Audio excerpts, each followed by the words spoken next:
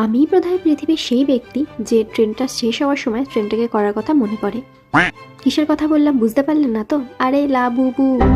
এমন হয়তো খুব কম ক্রাফটার আছে যারা এই লাবুবু ডলটাকে ট্রাই করেনি, কিন্তু আমি ভেবেছি এই ডলটাকে আমি একটু কাজেও লাগাবো যাতে লোকে আর ওকে দেখে ভয় না পায়। তাই জন্য এখানে আমি নিয়ে নিয়েছি এই ফাঁকা হ্যান্ড ওয়াশের বোতলটা, আর ক্লের জন্য আমি এখানে নিয়ে নিয়েছি ওয়ালপুট্টি, ফেভিকল আর একটু জল মিশিয়ে একটা ডো বানিয়ে নিয়েছি। এটাই কিন্তু আমাদের এখানে ক্লের কাজ করবে, কারণ এই হ্যান্ড ওয়াশের পুরো বোতলটাকে এই লাবুবু ডলটা শেপ দেওয়ার জন্য যতটা পরিমাণে ক্লে লাগতো তত পয়সা আমার কাছে নেই।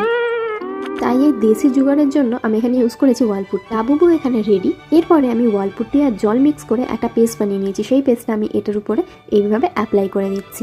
এরপরে এর উপরে এক কোট জেসো অ্যাপ্লাই করব, আর তারপর কালারিং করে আমি স্টার্ট করে দেবো। তবে সত্যি বলতে কি, এই ওয়ালপুট্টি দিয়ে আমি এই প্রথমবার কাজ করলাম। তবে এই ওয়ালপুট্টি কিন্তু আমাদের যে ফেব্রিক্রিলের ক্লে হয় তার থেকে কোনো অংশে কম নয়, বেশ কিন্তু মজবুত হয়েছে। জানি না সবাই কেন এই লাবুবু ডলটাকে ভীষণ কিউট বলে, তবে আমার কাছে কিন্তু এটা ভয়ঙ্কর কিউট।